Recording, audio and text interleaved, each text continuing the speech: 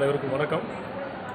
இன்று சென்னை வேளச்சேரி தரமணி பகுதியில் உள்ள சென்னை மாநகராட்சி பள்ளியில் தேர்தல் ஆணையத்தால் நடத்தப்படுகின்ற அந்த எஸ்ஐஆர் பூத் நம்பர் 119, 120, 21 ஆகியவற்றைக்கான கூட்டங்களில் கலந்து கொண்டு ஆய்வுகளை மேற்கொண்டோம்.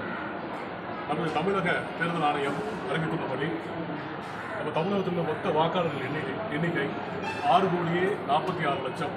அதில் 6,16,00,000 பேர்களுக்கு இந்த படிவங்கள் எல்லாம் கொடுக்கப்பட்டிருக்கிறது. ஏறத்தாழ 96.22% இது தவிர 50% படிவங்கள்லாம் பெறப்பட்டு அவங்களுடைய வெப்சைட்டில் அப்லோடு பண்ணிட்டாங்க. மொத்தம் 3000 புதிய உறுப்பினர்கள், இந்த 18 வயது பூர்த்தியான புதிய வாக்காளர்கள் அவர்களுக்கு விண்ணப்பம் கொடுத்திருக்கிறார்கள். இதற்கான காலகட்டம் பார்த்தீங்கன்னா நவம்பர் 4 ஆரம்பித்து டிசம்பர் 4 வரைக்கும் 1 மாத காலம் இந்த எஸ்ஐஆர் பணிகளை மேற்கொள்வதற்கு துரிதமாக இருக்கிறார்கள்.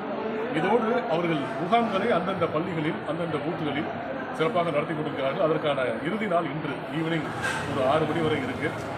இன்னும் ஒரு 9 நாட்கள் தான் மீறி இருக்கிறது. யார் படிவங்கள்லாம் பெறவில்லையோ அவர்களெல்லாம் பெற்று இந்த படிவங்களை பூர்த்தி செய்து இந்த டிசம்பர் 4க்குள்ள அவங்க சப்மிட் பண்ணணும். ஏன்னா இந்த டிசம்பர் 4க்கு அப்புறம் அதை எக்ஸ்டெண்ட் பண்ணுறதுக்கான வாய்ப்புகள் இல்லைன்னு அவங்க அர்ச்சனா மேடம் சொல்லியிருக்காங்க. அதனால் அதை பயன்படுத்திக்கிறோம். ரெண்டாவது, டிசம்பர் 4லேருந்து டிசம்பர் 8 வரைக்கும் அவங்க இந்த அப்ளிகேஷன்ஸ் எல்லாம் ப்ராசஸ் பண்ணிட்டு டிசம்பர் 9ஆம் தேதி அன்றைக்கி ஒரு வரைவு வாக்காளர் பட்டியல் டிராஃப்ட் ரிலீஸ் பண்ண போகிறாங்க. அந்த டிராஃப்டில் யார் யார் இறந்தவர்கள், அப்ளிகேஷன் வாங்கிட்டு அதை திருப்பி கொடுக்காதவர்கள், அப்ளிகேஷனே வாங்காதவர்கள், ஷிஃப்டிங் ஆனவங்க, இந்த மாதிரி ஒரு 5 கேட்டகரியில் அந்த லிஸ்ட் எல்லாத்தையும் வெளியிட போகிறாங்க. அதனால் யாராவது அதை மிஸ் பண்ணியிருந்தா கூட அதை வெரிஃபை பண்ணிக்கலாம்.